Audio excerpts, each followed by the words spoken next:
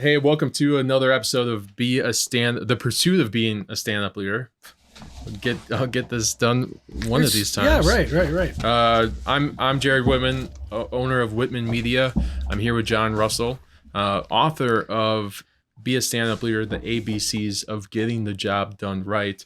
We've been breaking down John's book chapter by chapter, having conversations and talking a little bit more about our experiences when it comes to the topics in John's book. It's a really, really exciting project that we have here, and we're on the second half, which is pretty exciting as well. But today we're going to talk about personas and buyer legends. What an interesting subject. Now, not everybody understands what personas are, and not everybody understands what buyer legends are. But in simple terms, you can identify four main personas. And these are human traits: competitive, spontaneous, methodical, and humanistic. And each of us fall into one of those categories more so than the others. It's not all or none. But I'm more competitive, I'm more spontaneous, I'm more whatever. It's another way to be able to understand your customers and your employees. So let me break it down a little bit here. I learned about this from the guys at Wizard Academy, Brian and Jeffrey Eisenberg, and Anthony Garcia. They wrote the book called Buyer Legends. Okay. And what that is stories of how and why a customer interacts with your brand. We talk a lot about brands here. Yeah. They're the stories of your customers' lives that create their persona, their personality. They're living with the brand, okay? So I'll give you an example of some messaging strategies. I'm jumping right into this. And then we can talk about it and ask some questions. If you're in a competitive persona, you're empowered. They need to know you have the authority to deliver your solutions. In other words, if I'm a consumer and you're trying to sell me a video project, but I work for you, let's just say I'm talking to somebody that works for you, they don't have the authority to make the decisions that only you can make. Right. Results. These are competitive people. They want results. They want to know why, how quickly can you help them solve their problem? They want a commitment. They want to know that you're going to deliver on your promise. And they want the freedom to be able to go where they need to be to get the solution that they want. And they want it to be easy. Right. Those are competitive people. So here's spontaneous. They're believable. They need to know you believe in your ability to get the job done. In other words, you have to communicate to them. You have a strong sense of belief that if we do a video podcast together, I am 100% sure this is going to go fantastic. I've done this before. I've worked with a number of people. This isn't my first rodeo. Right. Okay. Awareness. So you'll help them enjoy life more because we're working together. Energy, ease of use, experience, straightforward communications. Let me jump to the next one here. Okay, methodical, process-oriented. They want to be convinced of your ability to improve the situation. They want warm, strong relationships with everybody participating, and they need to have answers and stay on top of the whole process. Humanistic people, they want a relationship. They want to know not only what you know, but more importantly, how much you care about them. Compassion. They care about people. They have a lot of feelings. They have a lot of empathy. They're humanistic. They want simple terms. They don't want a complicated process. They want a connection with you. They don't want to be connected to somebody else. They just want to be connected to you. They want to have a relationship. And they want the freedom that your solution is going to fix their problems. Knowing these different personas, you can begin to further identify how to communicate with them. Yeah. The connectedness between a company, a brand, and their customers is all built on the relationship that, as a business owner, you create on the front end with your ads, It's where with your image, with the website, the brand, yeah, social media. yeah, the That's marketing. their first impression of you. Yeah. Marketing is the cultivation of a relationship between the brand and the customer. So now the more you can create more directed messaging to that customer, the more you're able to solidify the relationship between that customer and your brand. So this would be like, there's top level demographics, like base age and all that stuff.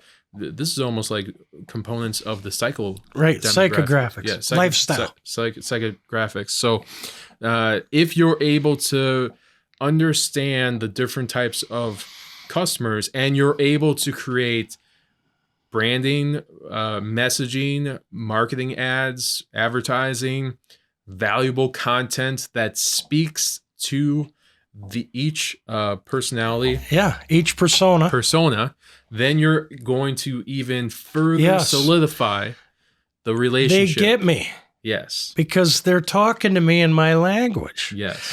The beautiful part about this is, as a marketer and as a business leader, when you craft your external and even internal communications, but I'm thinking more outbound, Right. all the digital channels, website, social media, emails, videos, create a different message Yes. for each one of these personas. Competitive, that's one campaign. Spontaneous, that's another campaign. Methodical, that's another campaign. I'm talking to people who have methodical tendencies, Yeah. who have methodical traits. Another campaign for people who are humanistic. Yep. Show them your empathy, show them your compassion. What's really fun is if you watch commercials, either online or on TV or on YouTube or whatever channel you're on, and follow a company and watch their different messaging strategies. It's so cool.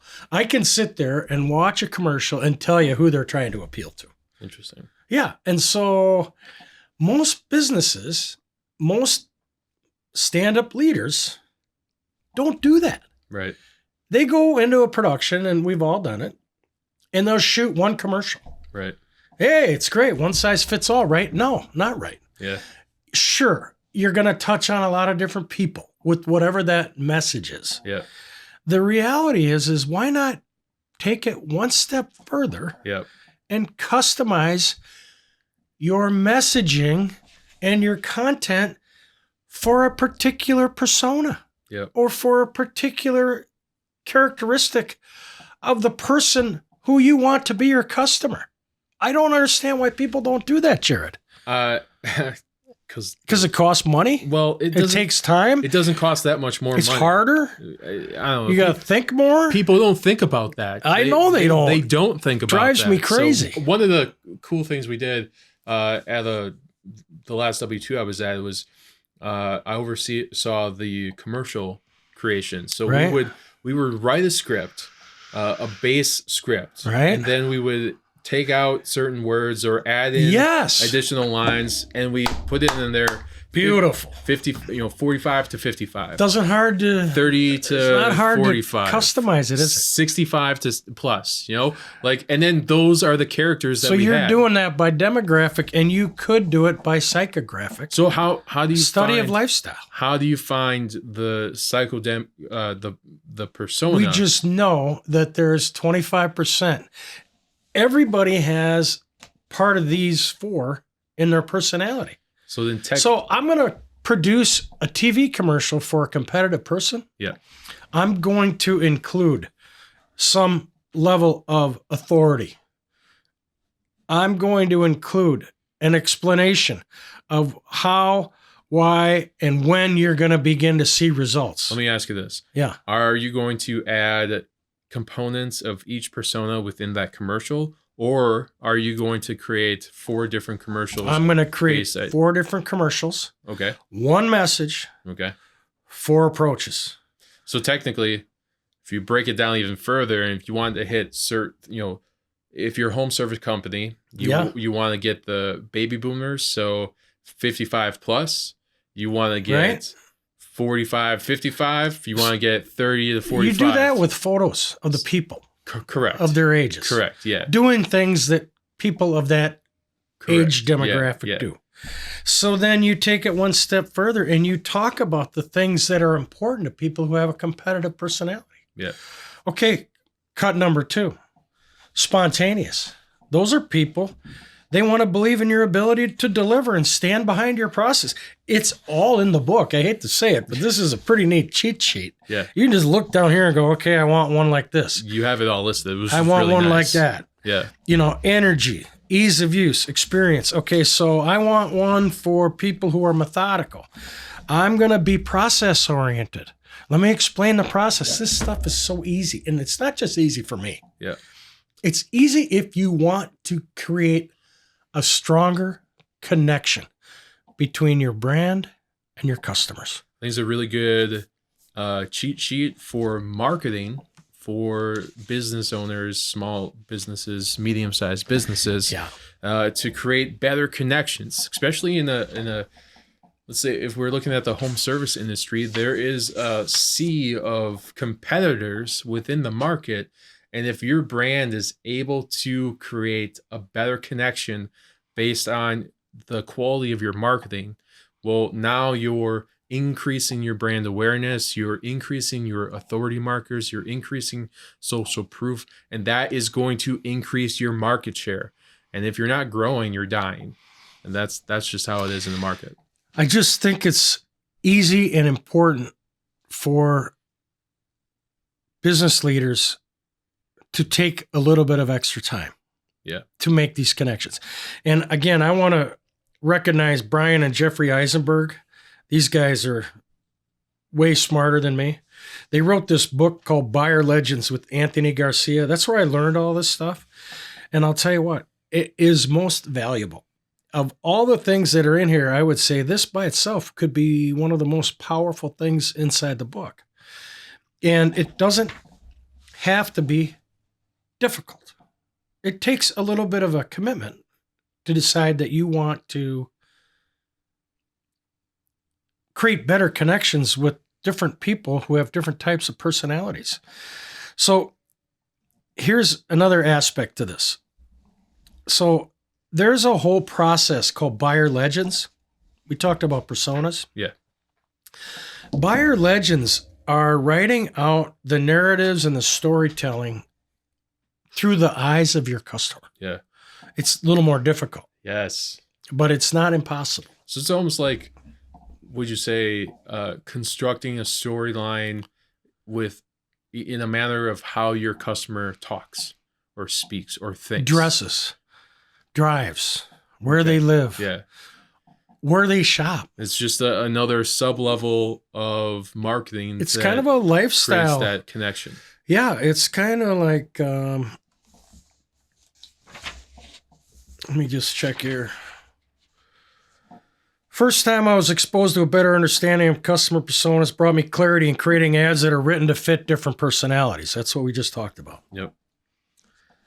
So the buyer legend is the process that buyers go through when they decide that they're going to make a purchase.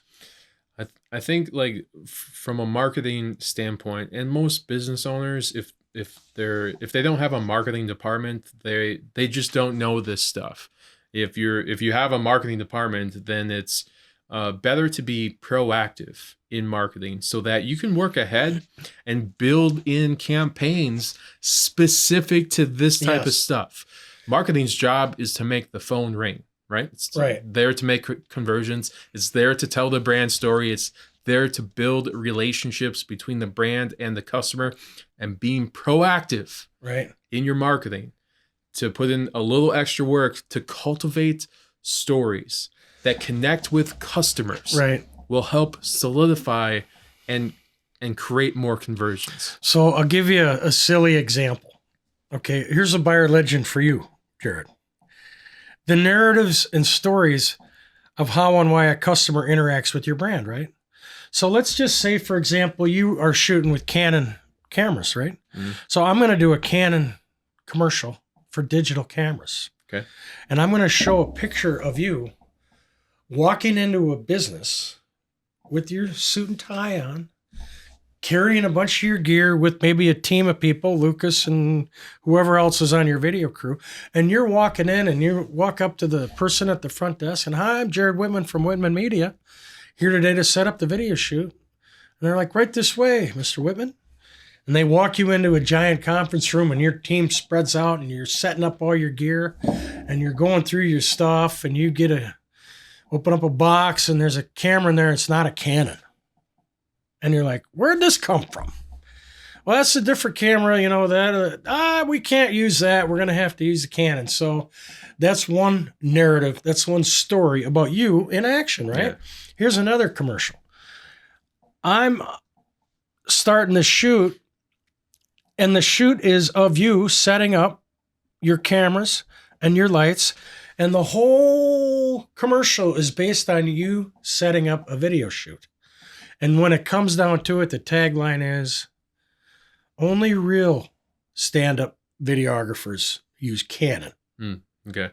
Right? Yeah. That's a narrative and a story and a picture. Right.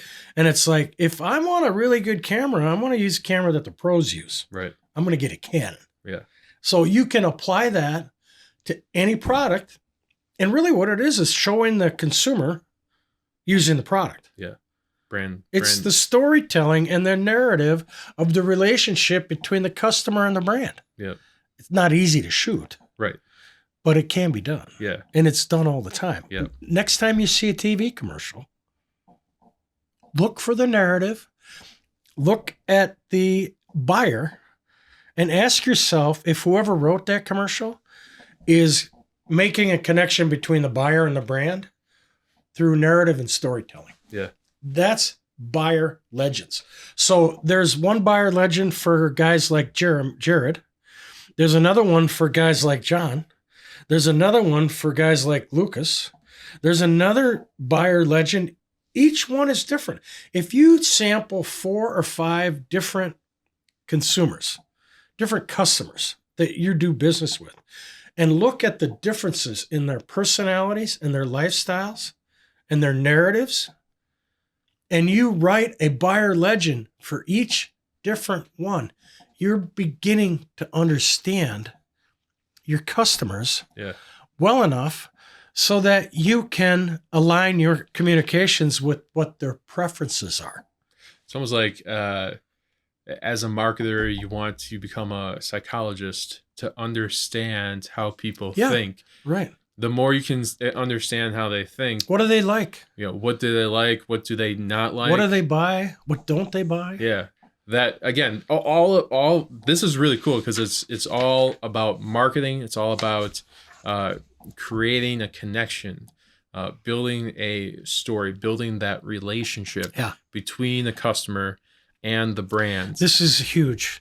I'm honestly thinking about starting another business where I can go and sit down with a business owner and do surveys and research their customer base to create these personas and buyer legends for them and help them craft communications that are directly going to meet the people that they want to do business with the most. Yeah. So I love my advice on this chapter. Yep. And I'm going to take a second, and it's real simple. This is for everybody out there that wants to learn more about personas and buyer legends. The problem is not taking the time to better understand your customer's buying preference and story so that you can more effectively communicate with their various personas and experiences. So my advice is to create and write out the buyer legends for several of your customers, allow you to use the narratives and storytelling that will appeal to those people who you want to become your customers the most. So they see themselves as they wake their way down the purchase path towards buying from you. It's so cool. Yeah. I wish more people would do this. And if you need help understanding personas and buyer legends, by all means, Brian and Jeffrey Eisenberg are the gurus on this, but I'm happy to help. And we can help you get from where you're at to where your communications is more tailored and more customized. It's kind of related to what we talked about with the Myers-Briggs personality types. Right. It's just an add-on to that. Yep. Don't overlook it. Right. Yeah. I think like it's a key component of marketing, as long as you're being proactive with your marketing and cultivating and building stories that connect to the customer on their level. That is important to retaining long-term clients, long-term Relationships. customers, long-term relationships. And if you look at the lifetime value of a customer Right. over 5, 10, Yeah. 15 years, you're talking about hundreds of thousands of dollars, depending on what your Right. your company does. But, connect and build that relationship between the brand and the customer, and you have the opportunity to build a lifelong, or several years, decades of a relationship between the brand and the customer. So you'll be better off for it. I agree. Thanks for being with us today. Look forward to seeing you on our next episode.